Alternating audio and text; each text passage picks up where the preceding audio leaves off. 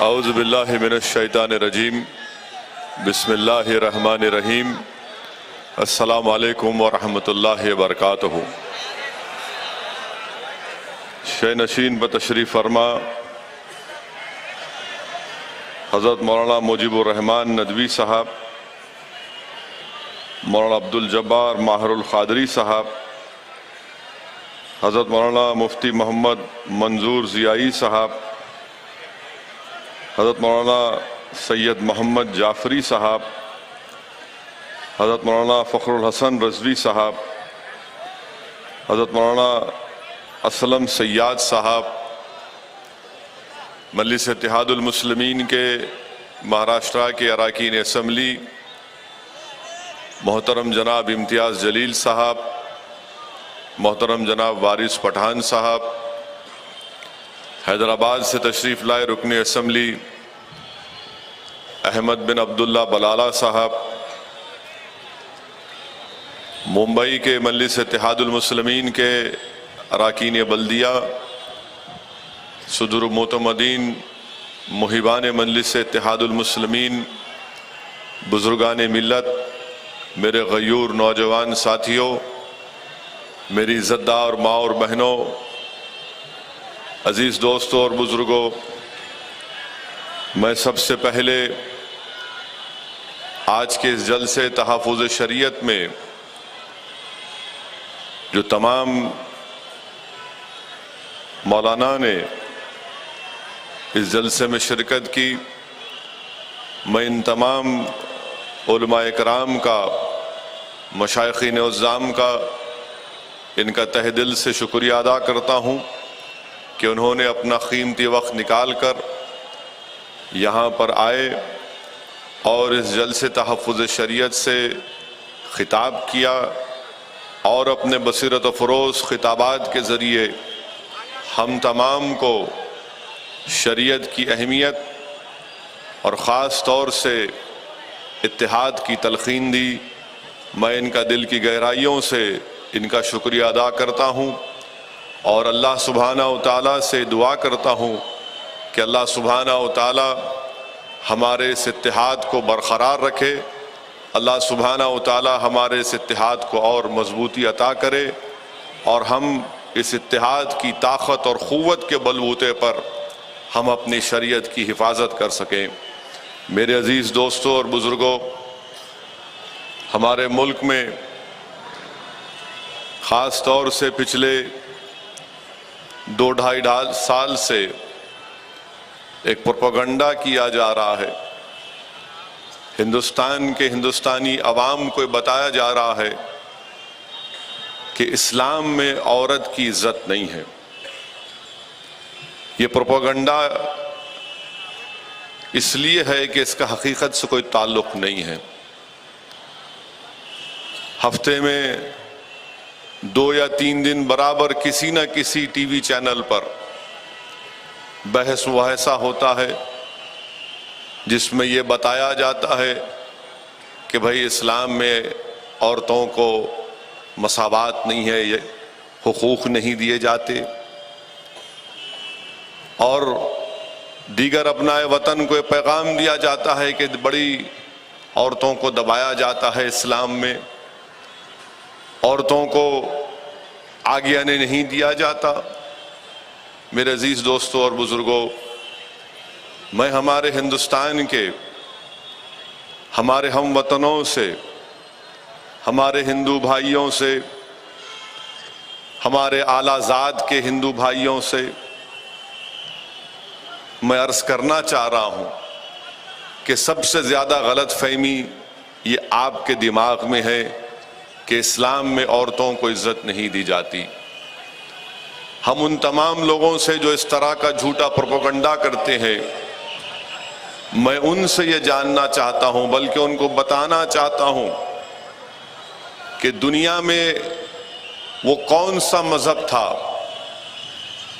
जिसने एक औरत को अपने बाप की जायदाद में हिस्सा अता किया। ये कोई नहीं बता सकता सिवाय इस्लाम के। इस्लामी वाहिद मज़हब था और है जिसने औरत को अपनी बाप की जायदाद में हिस्सा अता किया। और फिर वो कौन सा ऐसा दुनिया का कायद है, दुनिया बहुत तरक्की कर चुकी, चांद पर जा चुकी, समंदर की खाक में जाकर हम छानबीन करते हैं, जिस्म के सेल्स में हम जाकर देखते हैं कि इसमें डीएनए किसका है।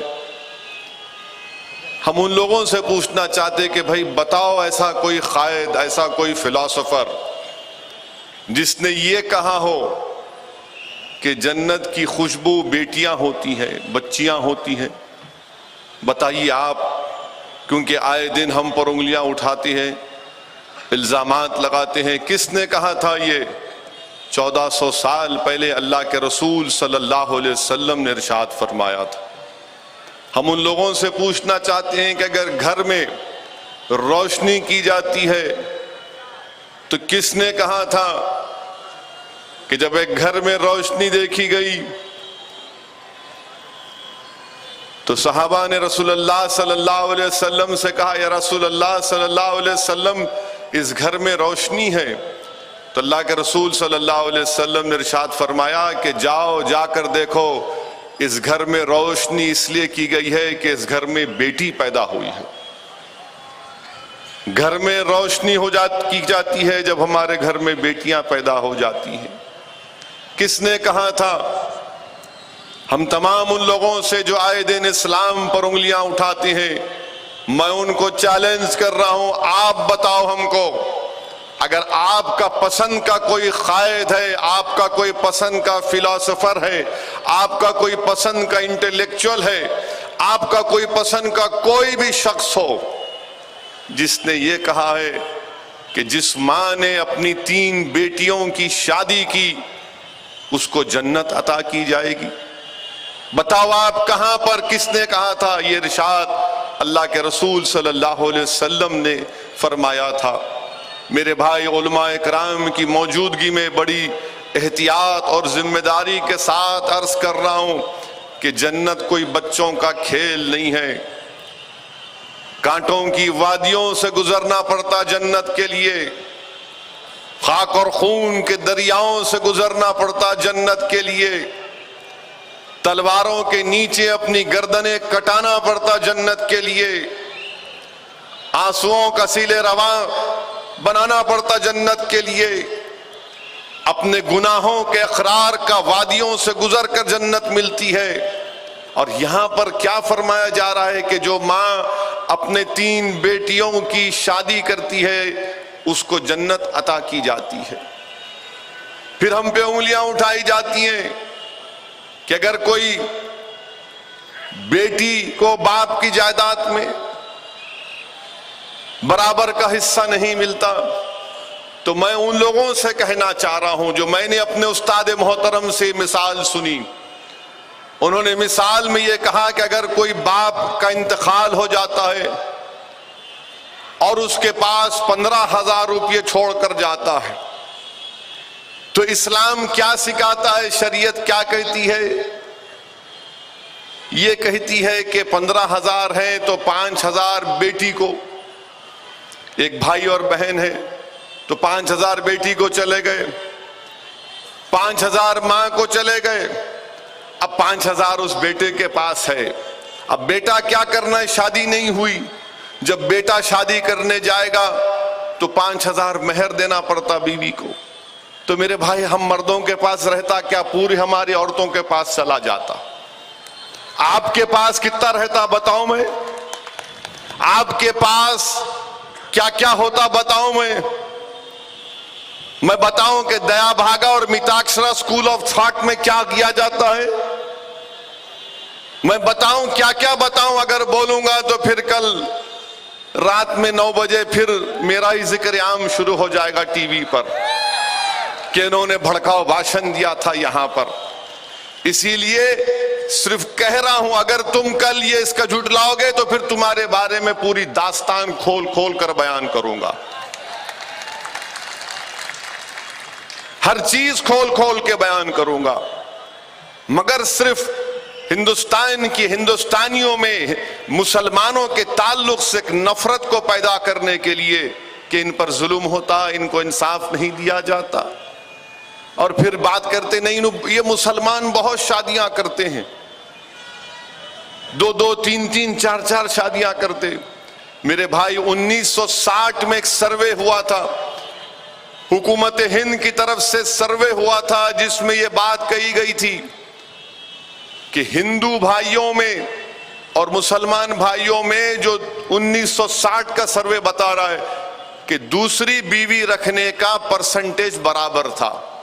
मैं आज मिस्टर मोदी से कह रहा हूं, आप भी करा के देखो किसके कितने बीवियां घर में है, किसको 2 है, 3 है, 4 है। कराइए सर्वे, आप गवर्नमेंट ऑफ इंडिया सेंसस कराए और पूरे देश के सामने रख दे। यानी हर चीज में कि भाई आपकी हद तो यह हो गई कि कभी कभी हमसे पूछ लेते आपके कितने बीवियां हैं। मैं बोला आपको क्या फिक्र है मेरे घर में क्या हो रहा, आपको क्या जरूरत है? नहीं, मैं हमारे को जानना चाह रहे आपको कितने बीवियां हैं। मैं बोला इलेक्शन कमीशन में जब मैं इलेक्शन लड़ता हूं तो नॉमिनेशन फॉर्म में लिखता हूं, वो पढ़ लो तुम। बोले उसमें मिल जाएगा। मैं मिल जाएगा। मैं ना सिर्फ मिलेगा बल्कि मैं तुमको ये भी बता रहा हूं कि वो बीवी मेरे घर में रहती। अब जो लिखते और उनके साथ दिल्ली में नहीं रहती, तुम उनसे पूछेंगे, बोले बंद करो, माइक बंद करो, ये क्या बोलने वाला हमको मालूम। हम कह रहे हम है करें, एक ही है, एक में ही परेशानी है भाई। एक को इंसाफ करना बहुत मुश्किल है। कोई मेरे से पूछिए आप इतनी भड़काऊ भाषण क्यों करते? मैं इसलिए करता हूं क्योंकि घर में नहीं बोल सकता हूं, तुम्हारे को सुनाने बोलता हूं। आके घर में आवाज ही नहीं निकलती हमारी, और मेरी आवाज सुन रहे होंगे दोनों खुश भी हो रहे होंगे, हाँ सही बोल रहा है इन्हें। ये हमारा हाल है। और आप बोलते नहीं, इन्हों 4-4 करते। यहां पर एक लतीफा याद आया मुझे। दमिश्क में, सीरिया में एक शेख थे बहुत बड़े, उनके 4 बीवियां थे। एक बीवी का इंतकाल हुआ तो तदफीन को गए और तदफीन से वापिस आए। वापिस आने के बाद दूसरे दिन उन्होंने अपने शागिर्दों को बुला के बोले मियाँ एक और करना है। तो बोले हजरत कल ही हुआ ना। बोले क्या कुर्सी के एक पहिया निकाले तो कुर्सी रह सकती क्या बराबर? मगर ये जोक है, रियलिटी नहीं है, वरना कल चला देंगे 9 बजे। नेशन वांट्स टू नो, उन्होंने मजाक उड़ाए। हम एक में ही परेशान हैं, हम कैसा बैलेंस करते हमारे को मालूम। जिसके पास नहीं है उनको तो फिक्र ही नहीं है, इस बात से उन्होंने जहां जाते हर एक से गले लपेट लेते।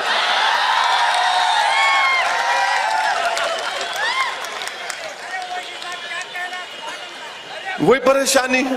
मगर हमको ही निशान आके ने आप लोग इंसाफ नहीं करते। क्या इंसाफ नहीं करते बताओ आप? नहीं, आप ट्रिपल तलाक के ऊपर, अच्छा ट्रिपल तलाक क्या है? ट्रिपल तलाक बताइए आप। आपको जानकर हैरत होगी कि हुकूमत मोदी सरकार ये कहती है कि हम औरतों को, मुस्लिम औरतों को इंसाफ दिलाने के लिए, मैं चैलेंज कर रहा हूं मोदी सरकार को कि सुप्रीम कोर्ट का अगस्त 2017 का जो जजमेंट आया, उस पूरे जजमेंट में एक मर्तबा खाली जेंडर जस्टिस का लफ्ज आया, कहीं पर भी उसके बाद जेंडर जस्टिस का इस्तेमाल नहीं हुआ। आप बताओ, जेंडर जस्टिस एक ही मर्तबा, आप बताओ कहां पर हुआ? दूसरा मेरा सवाल मिस्टर मोदी से यह है कि अगर खुदा ना खास्ता यह कानून बनता है तो क्या आप लिख के देने तैयार है हिंदुस्तान के तमाम देशवासियों को कि भाइयों बहनों इसके बाद ट्रिपल तलाक नहीं होगा? वो भी नहीं लिख के देने तैयार है आप। ट्रिपल तलाक के बारे में इतनी हमदर्दी है इनको कि मुस्लिम खवातीन से इंसाफ करना, और क्या बोलते कानून बनाना जरूरी है, वरना सुप्रीम कोर्ट के जजमेंट के बाद 60 वाकयात हो गए, 80 वाकयात हो गए। हिंदुस्तान के वजीर आजम, मैं बड़ी अदब के साथ आपसे कह रहा हूं कि हरियाणा में आपकी सरकार है, चीफ मिनिस्टर खट्टर है, 6 दिन में 8 औरतों का रेप हुआ, जिसमें एक औरत की जान ले ली गई। आप एक मुंह नहीं खोलते वहां पर? उन औरतों से क्यों हमदर्दी नहीं है आपको? 6 दिन में 8 औरतों की इज्जत लूटी गई, कुछ नहीं बोलते वहां पर, क्योंकि वहां पर आपकी सरकार है। और फिर अगर कोई ये मिस्टर मोदी बोलते कानून बनेगा, जरूरी है। अगर कानून बनाने से समाज की बुराइयों का खात्मा हो जाता तो मिस्टर मोदी फिर ये आदाद शुमार क्या है बताइए आप। हिंदुस्तान में 2005 से 2015 तक जो डाउरी की डेथ्स हुई हैं, जहेज के नाम पर औरतों को मारा गया, कितनी है? 88,467। 2005 से 15 तक यानी 10 साल में 88,467 हिंदुस्तानी खवातीन की जान गई है जहेज के नाम पर। और एवरेज निकालेंगे तो 22 औरतें रोज मरती हैं। आप कानून बनाए डाउरी का, रोकिए ना जाके। आप तो बाल ठाकरे के बाद हिंदू हृदय सम्राट है, रोकिए ना। आप क्यों नहीं रोक पाते?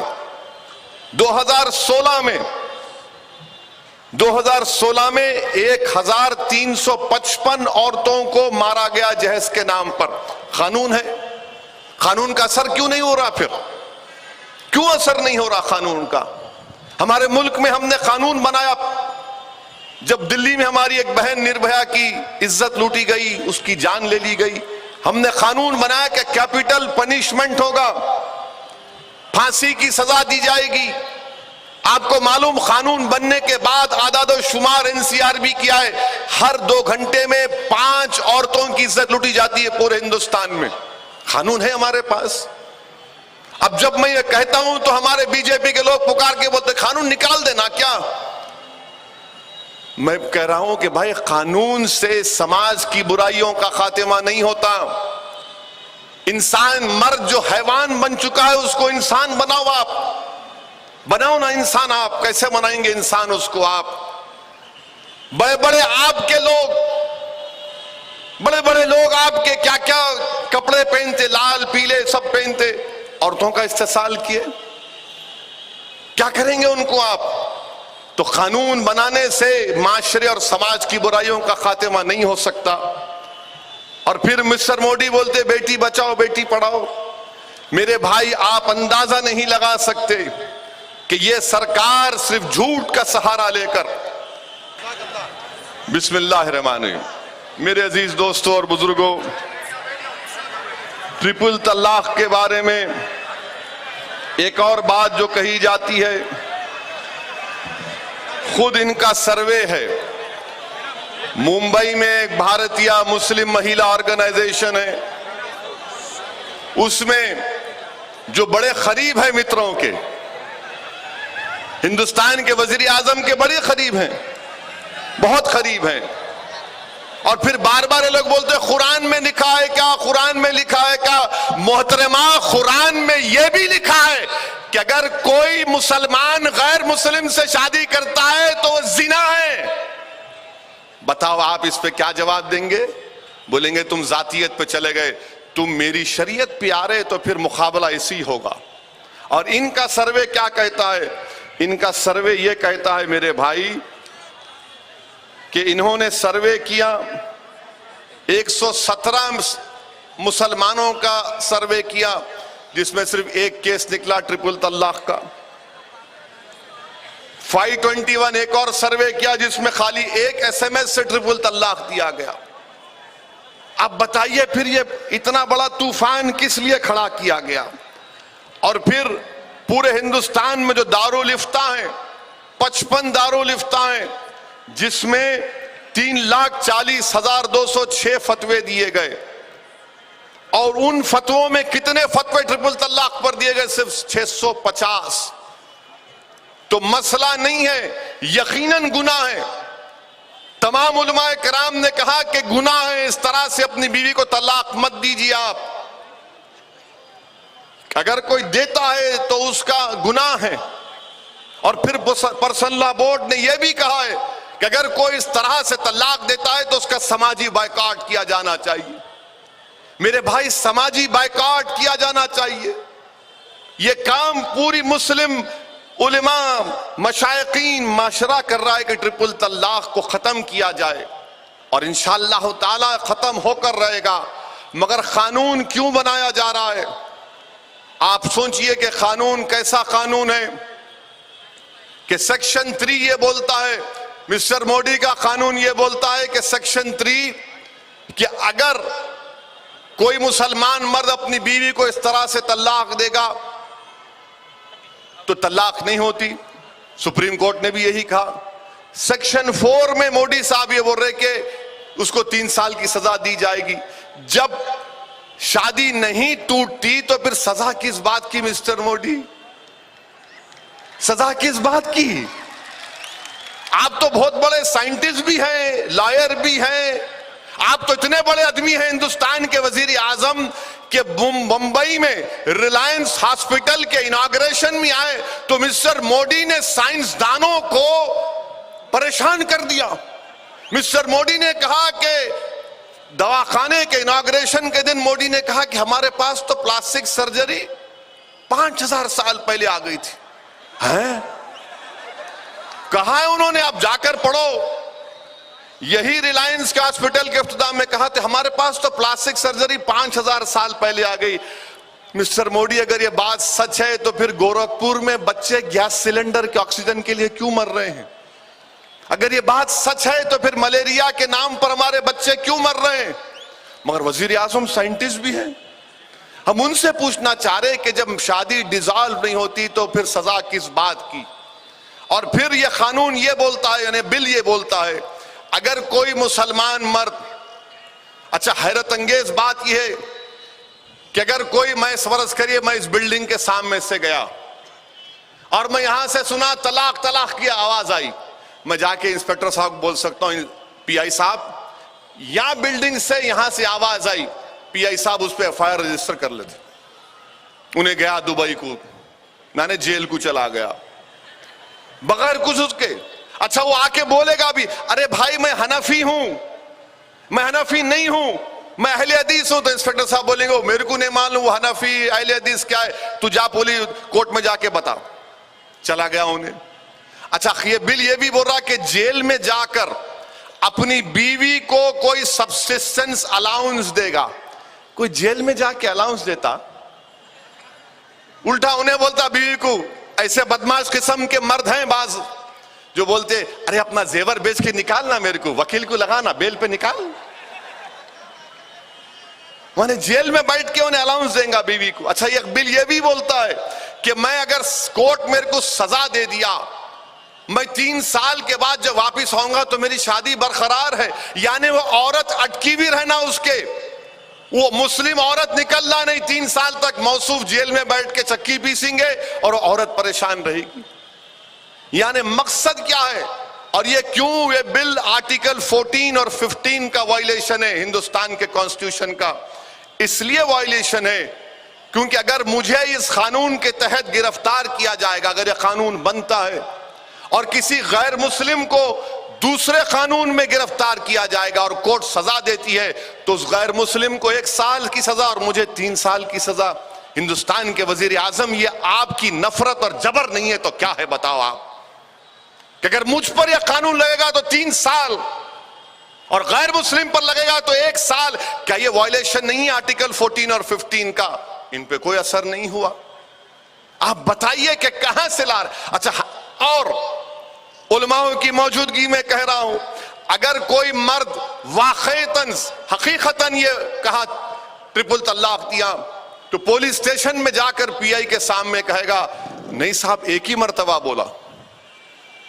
वो इंस्पेक्टर को क्या मालूम बेचारे को, बोलेगा ये क्या है, ये 3 बार 1 बार बोला नहीं बोला नहीं। इंस्पेक्टर साहब बोले नहीं तू जा अंदर। आप चले गए, जेल में चले गए।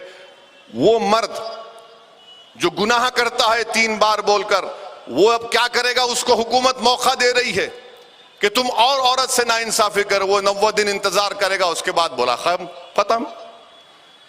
ये कानून बना रहे, इसमें औरतों का इंसाफ का है तो औरतों से नाइंसाफी है।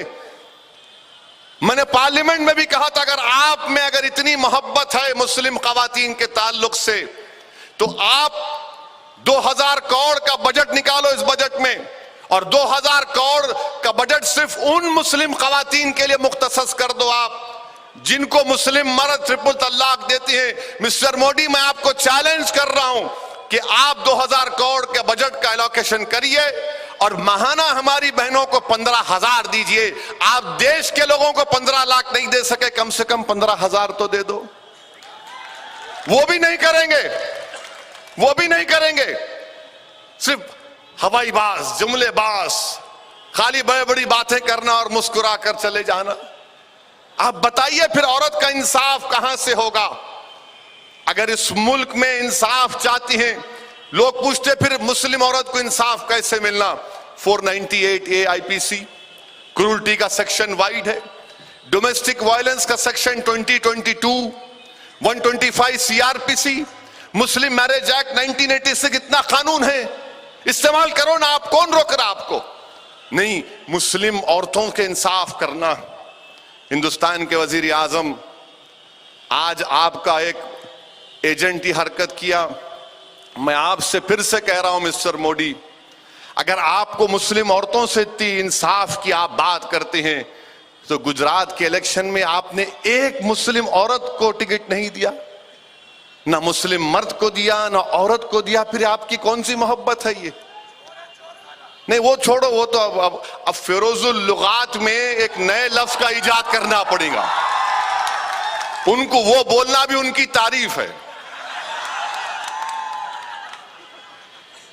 एक को भी टिकट नहीं दिए गुजरात में आप। मैं मुसलमान महिलाओं का हमदर्द हूं।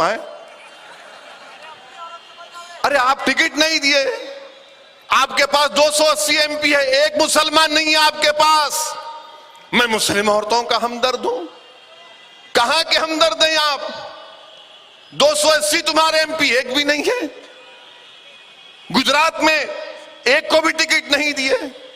और आपको जानकर हैरत होगी कि इंडियन एक्सप्रेस अखबार ने एक रिपोर्ट दी है। रिपोर्ट में यह कहा गया कि मिस्टर मोदी के पास कुल जो MLAs हैं पूरे मुल्क में, करीब कुछ 1300 के करीब MLA हैं, उसमें कितने मुसलमान हैं? सिर्फ 4। अब आप बताइए कि जिसके पास मुसलमान MLA MP नहीं है, वो हमारे लिए कानून बना रहे हैं। अच्छा, हैरत की बात तो यह है कि आप देखिए कि एक पिक्चर रिलीज होने वाली है। उस पिक्चर के लिए, क्योंकि राजपूत लोग ये समझते हैं कि हमारी रानी थी, उसकी बेइज्जती हो रही है, तो पूरे मुल्क में तूफान खड़ा कर दिए कि उसकी नाक काट देंगे, उसका कान काट देंगे, उसका गर्दन काट देंगे, फुला करेंगे, सब करेंगे। अगर मैं वो बात बोलता तो यहां पर नहीं रहता, मैं जेल में रहता। क्योंकि वो लोग बोले, क्योंकि मोदी साहब को उनसे हमदर्दी है, क्योंकि उनकी आइडियोलॉजी हिंदुत्व के लोग करीब हैं, उनके वोट की जरूरत है। और वो पूरे के पूरे जो ड्रामा कर रहे थे, नाक काटेंगे, कान काटेंगे, फुला करेंगे, ये इनके इशारों पे कर रहे थे। मित्रों की सरपरस्ती इनको शामिल हाल थी। पिक्चर के लिए रिव्यू कमेटी बनाती है और कमेटी में बोलते हैं कि इसका नाम बदल दो, इसमें से सीन काट दो। हद तो ये हो गई कि वो कोई उसमें एक सीन था, अखबारात ने रिपोर्ट किया कि किसी औरत का जिस्म दिख रहा था तो कंप्यूटर ग्राफिक्स से उस औरत के जिस्म को छुपा दिया गया। मैं आपसे सवाल कर रहा हूं, हिंदुस्तान के हिंदुस्तानियों से मेरा सवाल है कि क्या यह बात इंसाफ पर मुबन्नी है कि मेरे ताल्लुक से आप एक कानून बना रहे हैं? मेरे मुल्क में इस आबादी 17 करोड़ की है, मैं हिंदुस्तान का अव्वल दर्जे का शहरी हूं, और आप उस बिल को किसी हिंदुस्तानी से नहीं पूछते, डिबेट नहीं करवाते, बहस मुबाहिसा नहीं होती, मगर एक पिक्चर के रिलीज होने से पहले आप उस पिक्चर की रिलीज को रुकाते हैं, कमेटी बनाते हैं, जायजा लेते हैं, सीन कट करवाते हैं, और उसके बाद आप ये कह रहे हैं कि मुस्लिम औरतों का हमदर्द हूं। बिल का क्या होगा फिर? तो मालूम हुआ कि मोदी साहब और उनकी सरकार सिर्फ पिक्चरों में अगर कोई उनकी आइडियोलॉजी या उनके धर्म के खिलाफ कोई बात दिखाएगा तो हिंदुस्तान के वजीर आजम सबका साथ सबका विकास को भूल जाएंगे और अपनी सावरकर हिंदुत्व की आइडियोलॉजी के लिए खड़े हो जाएंगे। जब मुसलमानों की बात आएंगी तो बोलेंगे मैं तुम्हारा हमदर्द हूं। हां मिस्टर मोदी, आप कितने हमदर्द हैं हम जानते हैं। जब आप चीफ मिनिस्टर थे तो जकिया जाफरी के शौहर को आपकी नाक के नीचे उसको 10-10 जिस्म के 10-10 टुकड़े कर दिए गए थे। आप चीफ मिनिस्टर थे। एहसान जाफरी मिस्टर मोदी आपके ऑफिस को फोन किया था, मेरी जान बचाओ। आप चीफ मिनिस्टर रह के एहसान जाफरी की जान नहीं बचा सके और आप एक मुस्लिम औरत की से इंसाफ दिलाओगे? जेलों में हमारे बच्चे सड़े, आप इंसाफ दिलाओगे मिस्टर मोदी?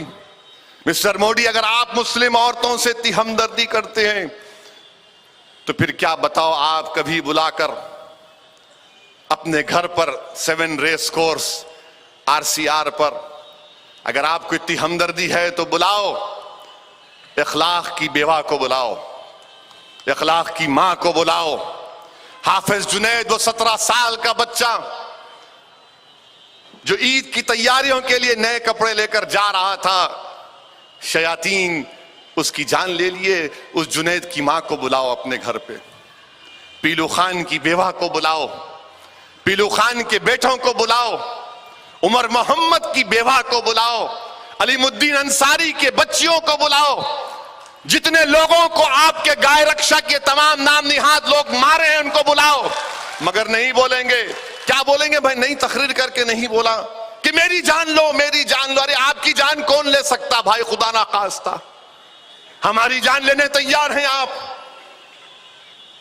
हमारी जान लेने तैयार हैं आप। आपकी जान नहीं जाएगी इंशाअल्लाह ताला। हम तो अल्लाह से हमेशा दुआ करते कि अल्लाह आपको 150 साल की उम्र दे। और मीडिया के लिए कह रहा हूं, we pray to Allah that Modi should live for 150 years। खुश? अब पूरे मोदी भक्त खुश हो गए। अब 150 साल बोले इन्होंने, रहो 150 साल। कैसा रहेंगे? रहो, हम तो दुआ कर रहे। आप पूरे आमीन बोलो, मैं फिर से दुआ करता हूं अल्लाह इसको 150 साल की उम्र दे। हम देशभक्त हैं मोदी साहब, आपके लिए दुआ कर दिए और हमारी दुआ कबूल होती है कि उससे इस मजमे में यकीनन 1, 2, 3 तो अहले दिल होंगे, 1, 2, 3 तो अहले दिल होंगे जिनकी आमीन पर अल्लाह भी कबूल करेगा। अब आप बताइए कि यह कानून किससे फायदा होगा? इसको किसको फायदा होगा? कुछ फायदा नहीं। मगर मकसद क्या है? मुस्लिम औरत से इंसाफ एक बहाना है, शरीयत निशाना है, याद रखो। और ये फिर ये बिल की हमको जरूरत नहीं है, बिल की ही जरूरत नहीं है। क्योंकि अगर आप मुंबई के फैमिली कोर्ट में जाकर देखेंगे तो 498 IPC के 80% केसेस नॉन मुस्लिम्स के हैं। आप कानून लाएंगे मिस्टर मोदी? जाकर फैमिली कोर्ट में देखिए, डोमेस्टिक वायलेंस के 75% केसेस नॉन मुस्लिम्स के। आप केसेस लाएंगे? कानून लाएंगे? आप नहीं लाएंगे। अगर मुस्लिम औरतों से आपको इतना इंसाफ करना है मिस्टर मोदी, तो मैं फिर से इस बात को दोहरा रहा हूं, आपके पास 280 MP हैं। आप सिर्फ मुस्लिम खवातीन के लिए, सिर्फ मुस्लिम खवातीन के लिए रिजर्वेशन दे दीजिए। सिर्फ तालीम में चलिए, एम्प्लॉयमेंट में नहीं, सिर्फ तालीम में हमारे बच्चों को। आप पार्लियामेंट 29 से शुरू हो रही मिस्टर मोदी, आप डेवोस में हैं, आप डेवोस में आने के बाद कह दीजिए कि 29 से जो पार्लियामेंट शुरू होगी, मैं अपनी हुकूमत की तरफ से मुस्लिम महिलाओं के इंसाफ के लिए मैं 7% रिजर्वेशन दूंगा। सिर्फ मुस्लिम महिलाओं को दो। आप, कौन रोक रहा आपको? नहीं करेंगे, नहीं करेंगे, हरगिज नहीं करेंगे। अरे जो इखलाक पीलू खान और जकिया जाफरी से इंसाफ नहीं करा, वो रिजर्वेशन क्या देंगे? क्या देंगे रिजर्वेशन वो? मगर सिर्फ हवाई बात करते जाएंगे मिस्टर मोदी। मेरे अजीज दोस्तों और बुजुर्गों, मैं आपको बात इसलिए बता रहा हूं ताकि अगर कोई आपसे पूछे ये क्या है तो आप जवाब देना उसको। दिल खोल के बयान करना, शर्माना नहीं, और इनको बताना कि हिंदुस्तान में मैं अपनी शरीयत पर चलूंगा। कोई बोलेगा कैसे चलोगे, तो आप उनको कहना कि संविधान में, कॉन्स्टिट्यूशन में, आईन में आर्टिकल 29, 25 नहीं, कभी 25 का हवाला नहीं देना, 29 में कल्चर का प्रोटेक्शन है। अगर मैं हनफी हूं तो मेरा कल्चर है, उसका प्रोटेक्शन है। अगर मैं अहले बैत जाफरी हूं, शिया हूं, तो मुझे उसका कल्चर का प्रोटेक्शन है। अगर मैं अहले हदीस हूं तो मुझे अपने कल्चर का प्रोटेक्शन है। आर्टिकल 29 मुझे इस बात की इजाजत देता, मगर कभी इस पे बात नहीं करेंगे ये लोग। तो अगर जब कभी आपसे कोई बोलेगा आर्टिकल 21 पढ़, सीधा उसको बोलना आर्टिकल 29 पढ़, आर्टिकल 29 पढ़ के बताओ उसको। वो जवाब नहीं दे पाएंगे, मगर ये कॉन्स्टिट्यूशन में इस बात की इजाजत है। सुप्रीम कोर्ट ने यह नहीं कहा कि 3 साल की सजा दो। मेरे भाई, हमारे मुल्क में 30,000 करोड़ का 2G स्कैम हुआ, सीबीआई उसकी इन्वेस्टिगेशन कर रही थी। कितनों को सजा हुई मिस्टर मोदी?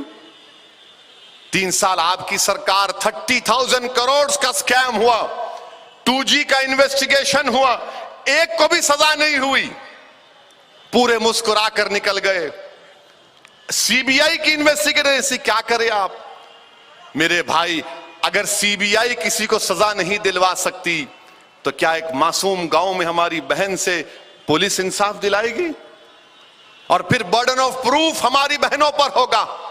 अगर मिसाल के तौर पर कोई मुस्लिम मर्द यह गुनाह करता है तो उस औरत के लिए कोर्ट में जाकर कौन कहेगा कि हां मैंने सुना था?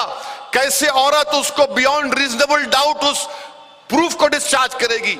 मेरे भाई, ये कानून हमारी बहनों के खिलाफ इस्तेमाल किया जाएगा और इस्तेसाल होगा हमारी बहनों का अगर यह कानून बिल कानून बनता। ये बात आपको और हमको समझने की जरूरत है।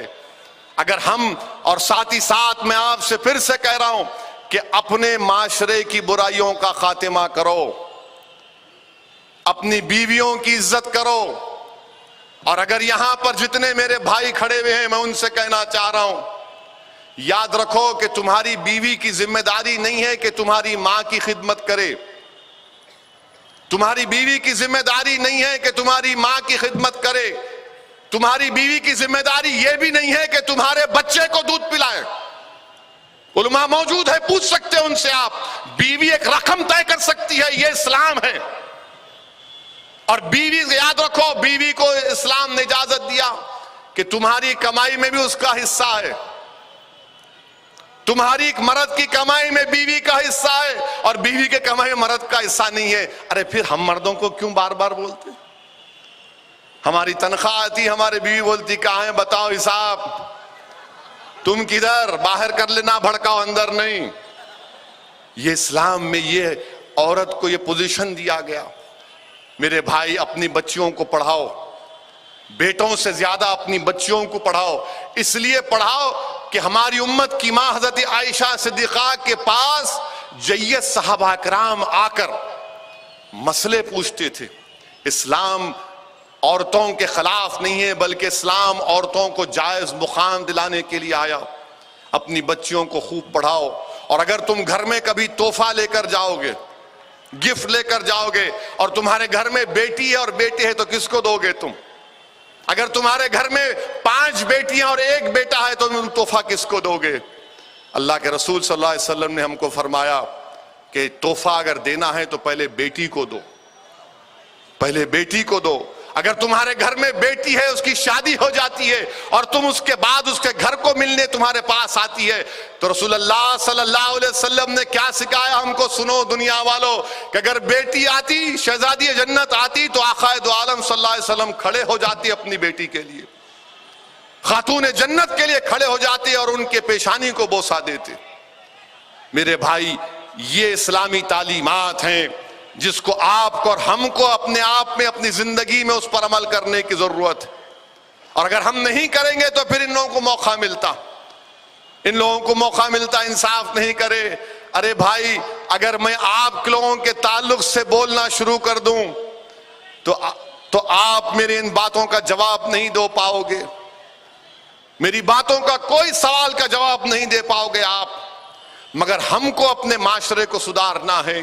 और फिर मेरे अजीज दोस्तों और बुजुर्गों, एक अजीब कैफियत पूरे मुल्क में है। ओ भाई रुक जाओ ना जरा, एक अजीब कैफियत पूरे मुल्क में है। कभी गाय के नाम पर मारा जाता, कभी मजहब के नाम पर मारा जाता, हर किसी के नाम पर हमको टारगेट किया जाता, और फिर ऊपर से आप कानून बनाने की बात कर रहे हैं। मेरे भाई, गुजरात में इंतखाबी मुहिम हुई, हर दो बड़ी कौमी पार्टियों के लीडर्स ने, एक बूढ़ी पार्टी है, एक पुरानी पार्टी है, एक नेशनल पार्टी है, दोनों मंदिर मंदिर को गए। कोई ये मंदिर गए तो कोई वो मंदिर गए, कोई 28 मरतबा गए तो कोई 24 मरतबा गए, कोई गाड़ी में बैठ के गए तो कोई गाड़ियों के काफिले में गया, कोई पैदल गया तो कोई दौड़ के गया। तो किसने, प्राइम मिनिस्टर ने कहा कि ठीक है अब मैं प्लेन से जाऊंगा। पानी में प्लेन को उतार दिए मित्रों, और प्लेन से मंदिर को गए। मैं आपसे वादा कर रहा हूं कि इंशाअल्लाह ताला, क्योंकि दोनों पार्टियों ने इलेक्शन मुहिम कैसा करना मुझे सिखाया।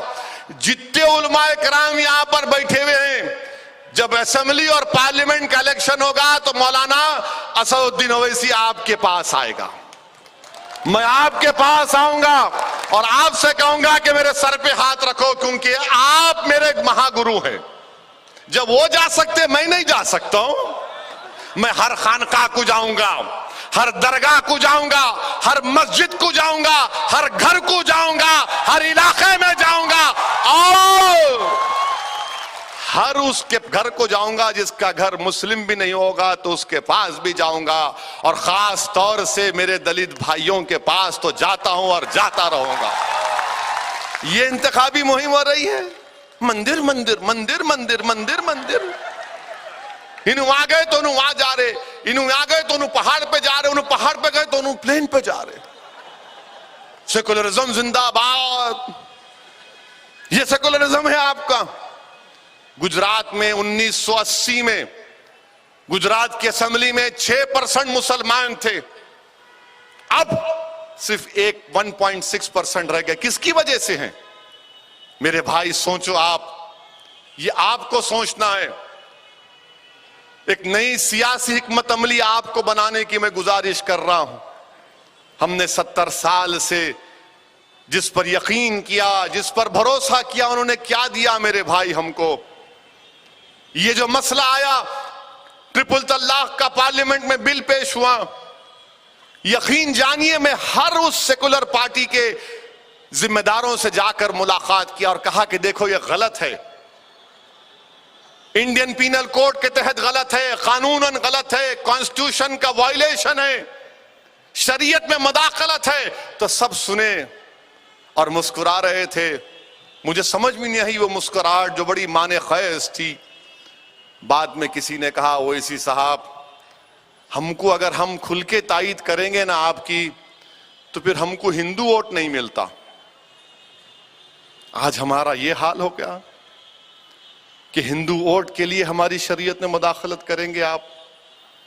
हिंदू वोट के हासिल करने के लिए, अपने इख्तिदार की कुर्सियों को बचाने के लिए, और उस वतन में, जिस वतन के लिए हमने अपना सब कुछ कुर्बान किया, जिस वतन की आजादी के लिए हमने अपना घर बार उजाड़ दिया, जिस वतन की अंग्रेजों के खिलाफ जिहाद का फतवा हमारे उलमाए कराम ने दिया।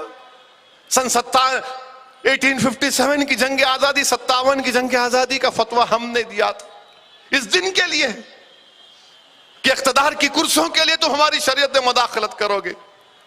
अल्लामा फजल खैराबादी ने अपनी जान की अजीम कुर्बानी दे दी थी। अल्लामा फजल खैराबादी ने, लोगों ने कहा कि अल्लामा फजल खैराबादी रहमतुल्लाह अलैह अंग्रेजों को माफीनामा लिख के दे दो, आपको रिहा कर दिया जाएगा। अल्लामा फजल खैराबादी ने कहा कि नहीं लिख के दूंगा। अपनी जान दे दी अल्लामा फजल खैराबादी ने।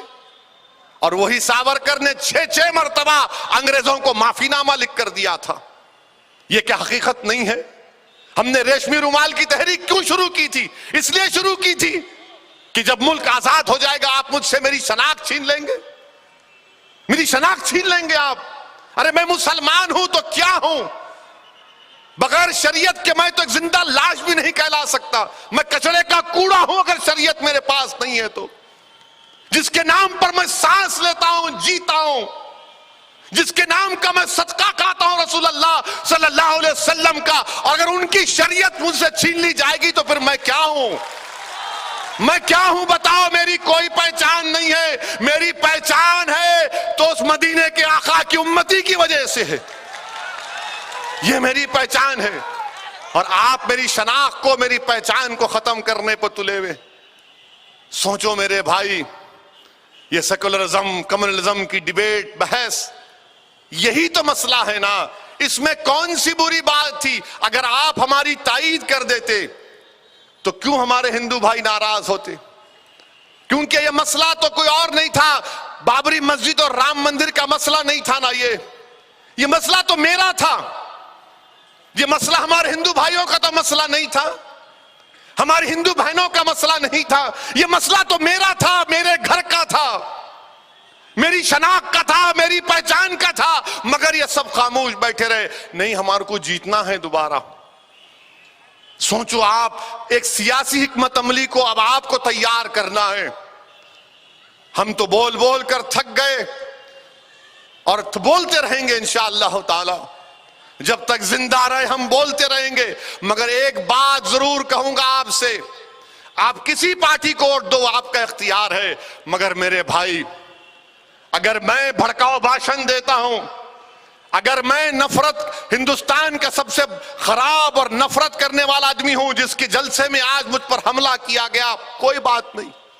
मगर ऐसे एक 5-10 को तो तुम तैयार करो। इनको कामयाब करके पार्लियामेंट में, असेंबली में भिजाओ। मेरे खिलाफ करो काम, मुझे कोई एतराज नहीं है। मगर किसी को तो तैयार करो जो तुम्हारी जबान में बोल सके। किसी को तो कामयाब करो जो तुम्हारे आंख में बहते हुए आंसू की तर्जुमानी कर सके ऐवानों में।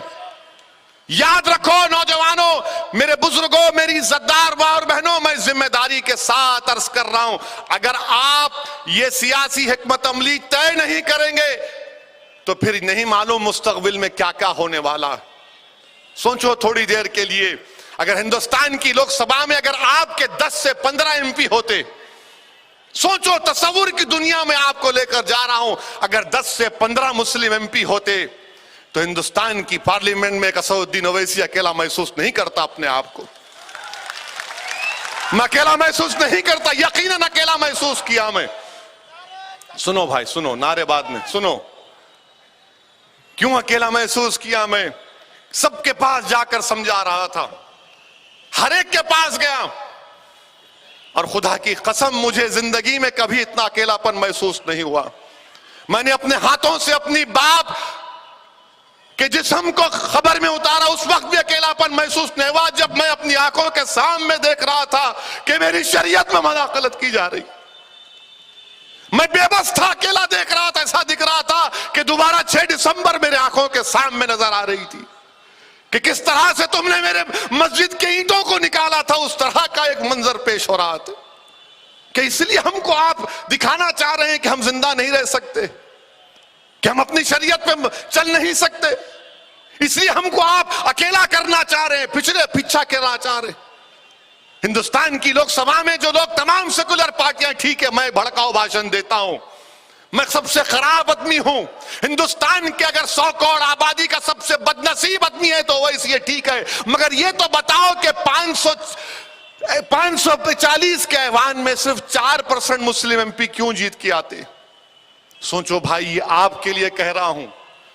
मुझे शिकवा गिला आपसे है, उन लोगों से नहीं है मुझे, क्योंकि आपको तय करना है आज। अगर आज आप ये सो जाएंगे कि नहीं नहीं वो है ना, आप क्या करेंगे, मुतबादिल नहीं है हमारे पास, ठीक है, हराओ मोदी को। मैं नहीं कह रहा हूं कि मत हराओ मोदी को, मैं ये नहीं कह रहा हूं आरएसएस को, बीजेपी को मत हराओ, मैं ये भी नहीं कह रहा हूं कि शिवसेना को मत हराओ। मगर क्या तुम महाराष्ट्र की असेंबली में 5-6 दीवानों को कामयाब नहीं कर सकते, जो सिर्फ तुम्हारे नाम पर पागलों की तरह तुम बोलेगा, अरे उठ वारिस तो उठ जाएगा, बैठ वारिस तो बैठेगा, भाग इम्तियाज तो भागेगा तुम्हारे नाम पे। बताओ मेरे भाई, कौन है तुम्हारा फिर जिन पर आपने भरोसा किया? वो क्या किए, क्या किए? लोकसभा की उस बहस के रिकॉर्ड को उठाकर पढ़ लो आप। हर एक की बहस आपके सामने है, किसी का नाम लेना नहीं चाहता, मगर सब डर रहे हैं, सब डर रहे हैं कि इलेक्शन में जीतना है, हमको हिंदू वोट नहीं मिलेगा। यही हकीकत है ना। और फिर हमसे आके बोलते, खामोशी में आके बोलेंगे देखो भाई 19 का इलेक्शन आ रहा, मोदी को हराने का है। हम मोदी को नहीं डाले वोट, ना हम कभी डालेंगे इंशाअल्लाह ताला। आपने डाला मोदी को वोट, आपने कामयाब किया बीजेपी को, शिवसेना को हमने नहीं किया। अरे हम तो बरसों से तुमको ही डालते आ रहे ना। हमारी 1 नस्ल, 2 नस्ल, 3 नस्ल, 4 नस्ल, 5 नस्ल निकल गई, तुमको ही वोट डाल रहे। मगर जब असदुद्दीन ओवैसी खड़ा होता है तो बोलते वोट काटने के लिए आया। वोट काटने के लिए नहीं आया भाई, मैं अल्लाह गवाह है, मैं वोट काटने के लिए नहीं आया। मैं इन लोगों को करीब से जानता हूं, मैं इनको करीब से जानता हूं, जिम्मेदारी के साथ कह रहा हूं कि कुछ फर्क नहीं है इन लोगों में। कोई मोहब्बत से वार करता है तो कोई गुस्से में वार करता है, यही फर्क है। मगर हिंदुस्तान का एक बड़ा तबका, मेरी इस बात को याद रखो आप, अब हिंदुत्व आइडियोलॉजी की तरफ मुड़ चुका है। ये जरूरी है कि आप एक सियासी हिकमत अमली तय करो, जब तय करेंगे उस पर अमल करो। और मैं जिम्मेदारी के साथ कह रहा हूं कि आपको डरने की जरूरत नहीं है। हिंदुस्तान का संविधान जिंदा है अभी, और मैं आपसे इसलिए कह रहा हूं कि मुसलमान की जिंदगी भी एक जिंदगी का पैगाम है, मुसलमान की मौत भी जिंदगी का पैगाम है, मुसलमान का जिंदा रहना भी जिंदा है, मुसलमान का मरना भी एक जिंदा है, मुसलमान का अरूज भी एक पैगाम है, मुसलमान का जवाल भी एक पैगाम है। और अगर कोई ये कह रहा है कि क्या होगा, अरे कुछ नहीं होगा मेरे भाई, कुछ नहीं होगा। तुम तारीख के किताबों को पढ़ो कि बगदाद में हमारी तारीख को मिटा दिया गया, दरिया दजल्ला का पानी ऊदा हुआ किताबों को डालने से, फिर हमारे खून से लाल हुआ। और हलाकू खान ने एक डिक्टेटर की तरह खड़े होकर कहा कि अब कौन है जो इस्लाम का नाम लेगा। लाशों के अंबार लगे हुए थे, उलमाए किराम की लाशें लगी हुई थी। एक 13 साल का बच्चा जख्मी हालत में उठा और कहा हलाकू सुन, और कुरान की तिलावत करना शुरू कर दिया अल्हम्दुलिल्लाह रब्बिल आलमीन से। क्या आज कोई ऐसा बच्चा है हमारे पास जो मौजूदा दौर में इन जालिमों के खिलाफ आवाज उठा सके? अपने बच्चों को तैयार करो, तालीम दिलाओ, उनको ताकतवर बनाओ। अपने बच्चों के सामने बैठकर टीवी देखकर ये गंदे किस्म के नजारे देखोगे तो कुछ नहीं होगा। टीपू सुल्तान की तारीफ करने वालों सुनो, टीपू सुल्तान ने जब शेर को अपने तलवार से मारा तो बाप ने कहा कि मेरी वजह से टीपू ने मारा, तो मां ने कहा मेरी वजह से मारा, और मां ने कहा कि ये इसलिए मेरी वजह से मारा क्योंकि मैं जब इसको दूध पिलाती थी तो हालत वजू में रहती थी और दुरूद शरीफ पढ़ते हुए इसको दूध पिलाती थी, इसीलिए वो टीपू सुल्तान बना। शेख अब्दुल कादिर जिलानी के नाम लेवा सुनो, मूसा जंगी दोस्त शेख अब्दुल कादिर जिलानी के वालदा कौन थे? शेख अब्दुल कादिर जिलानी के नाना ने अपनी बेटी का रिश्ता मूसा जंगी दोस्त को दिया तो कहा मेरी बेटी नाबीना है, मेरी बेटी लंगड़ी है। नाबीना इसलिए कि उसने कोई किसी गैर महरम की तरफ नजर उठाकर नहीं देखा, लंगड़ी इसलिए कि उसने शरीयत के खिलाफ कोई कदम नहीं डाला। तो अल्लाह ने उस नेकबख्त औरत की गोद में शेख अब्दुल कादिर जिलानी को पैदा किया। क्या तुम समझते कि अब्दुल्ला इब्ने जुबैर ऐसे ही हो गए? नहीं, अब्दुल्ला इब्ने जुबैर इसलिए है क्योंकि उनकी मां नेक थी। जिसकी मां नेक होगी उसकी औलाद भी नेक होगी, जिसकी मां नेक होगी उसका बच्चा दीन और कौम के लिए लड़ेगा और मिटेगा। जिनकी माएं कमजोर होंगी तो याद रखो माशरे की तश्कील के लिए जरूरी है कि हम अपने माशरे की बुराइयों का खात्मा करें। और मेरे अजीज दोस्तों और बुजुर्गों, हमारा मुल्क का तो अब, मैं एक जगह कहीं पर बचपने में एक कहानी पढ़ा था। एक बहुत बड़े बादशाह थे, बादशाह सलामत जब निकलते थे तो उनके पास एक दो पढ़े लिखे लोग थे, उनसे पूछते बारिश होगी आज, तो बेचारे वो देख के बोलते थे बादशाह 50% चांस है बारिश होने का। तो बादशाह जो उसके लिहाज से उस दिन सुने नहीं, नरम कपड़े पहन के चले गए। खूब बारिश हुई, बादशाह भीग गए। तो बादशाह आगे क्या देखे, एक आदमी आ रहा गधे पे बैठ के, हाथ में छतरी है। बादशाह बोले मेरे पास इतने पढ़े लिखे लोग हैं और यीशु कैसा मालूम कि बारिश हो रही है, छतरी लेके आ रहा। बादशाह बोले बुलाओ उसको बुलाया गया और उससे पूछा गया, बताओ भाई तेरे को कैसे मालूम कि बारिश हो रही? वो डर गया उन्हें बादशाह को देख के, बोला नहीं बोलो तुम। तो बोला बादशाह, वो जरा मेरे को समझ में आया था बादल देख के, इसलिए भाई छतरी लेके आ गया। तो बादशाह बोला ठीक है, कल से इसको नौकरी पे रखो, पढ़े लिखे लोगों को निकाल दो। और फिर बादशाह बोले अगर तू सच्चा नहीं साबित हुआ तो फिर तेरे को सजा। उन्हें हाथ जोड़ के बोला सरकार, सच्चाई ये है कि ये जो गधा मेरे पास है, जब इसके कान खड़े हो जाते मैं समझता हूं बारिश हो रही, इसलिए छतरी लेके निकला। हमारे मुल्क में भी ऐसी हो रहा, गधों के हाथ में आ गया पूरा मामला, वैसे हो गया। हिंदुस्तान के वजीर आजम टीवी चैनल को इंटरव्यू दे रहे, जब नौकरियों का सवाल किया गया वजीर आजम से तो बोले आपके टीवी ऑफिस के सामने जो पकोड़े की बंडी है क्या वो नौकरी नहीं है? वाह वाह, क्या पकोड़ा पॉलिटिक्स है। यानी आप देखिए वो बेचारा बंडी को रोड पे लाने से पहले 3-4 घंटे वो अपनी बीवी के साथ पूरा मसाला बनाता। और अगर कोई पकोड़ा बेचकर रोजगार कमा रहा है तो मोदी साहब उसमें आपका क्या रोल है? आपके 2 करोड़ नौकरियां कहां चले गई जिसका आपने वादा किया था? अगस्त 2017 को नीति आयोग की रिपोर्ट है, नीति आयोग ने कहा कि हिंदुस्तान में अनएम्प्लॉयमेंट से ज्यादा अंडर एम्प्लॉयमेंट है। इस पर बताओ नौकरियां कहां गई? तो मिस्टर मोदी नौकरियां नहीं दे रहे, बोल रहे ट्रिपल तलाक ले लो। हम जब पूछ रहे कि सरहद पाकिस्तान से दहशतगर्द घुस रहे तो मोदी बोल रहे नहीं, वारिस पठान क्यों नारा नहीं मारा, निकाल के फेंक दो। अरे वारिस पठान की अहमियत नहीं है, मगर आप ये बताओ कि जनवरी में 126 सीज फायर वायलेशन हुए, कभी ऐसा नहीं हुआ। आप जाकर देखिए बॉर्डर पर हमारे हिंदुस्तानी 12 लोग मारे गए, कभी ऐसा नहीं हुआ। मगर हिंदुस्तान के वजीर आजम स्विट्जरलैंड पहुंच गए, वहां पर जाकर बोल रहे हैं कि मैंने रेड टेप निकाल दिया, रेड कारपेट बिछा दिया। बहुत अच्छा है, रेड कारपेट जब आपने बिछाया तो वो स्विट्जरलैंड में बैठने वाला सरमायादार ये पूछेगा mister Modi what is this? Your government can not allow one picture, you want me to invest in Mumbai? यानी कोई इन्वेस्ट नहीं कर सकता। इन्वेस्टर आएगा तो बोलेगा ये क्या है भाई, पिक्चर को अलाउ नहीं कर रहे, मैं इन्वेस्टमेंट क्या करूंगा? सुने, अगर आपको बोलूंगा भाई तुम लगाओ 1-2 करोड़, बोलेगा साहब उधर दुकान खोलने नहीं दिए तो क्या करूं मैं? मगर हिंदुस्तान के वजीर आजम बोलते रहते। और मैं आपसे फिर से कह रहा हूं कि अपनी शरीयत की हिफाजत करिए। याद रखो, किसी एक बड़े आलिम दीन ने अच्छा लिखा था कि इस्लाम हमारे लिए पहली और आखिरी दर्जगाह है, पनाहगाह है। क्योंकि वाकया उन्होंने इस तरह समझाया कि भेड़िया बकरी को पीछा कर रहा था, भेड़िया बकरी का पीछा कर रहा था तो बकरी जाके झाड़ियों में छुप गई, पत्तों में छुप गई, भेड़िए को नजर नहीं आई। मगर बकरी हिमाकत की और उसने क्या किया, उस पत्तों को खाना शुरू कर दिया।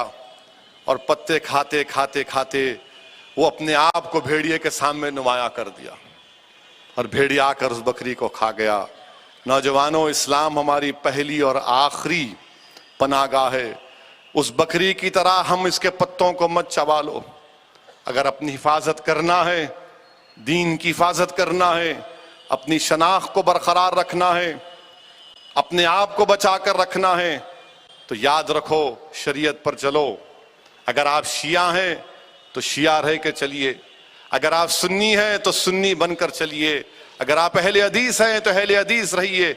मगर याद रखिए, मसलक में, अकीदे में इख्तलाफ हो सकता है, शरीयत पर नहीं हो सकता। शरीयत पर इख्तलाफ हरगिज नहीं हो सकता। और यही पैगाम देने पूरे उलमाए कराम यहां पर आए। मेरी आपसे ये दर्दमंदाना अपील है कि एक नई सियासी हिकमत अमली तैयार करो।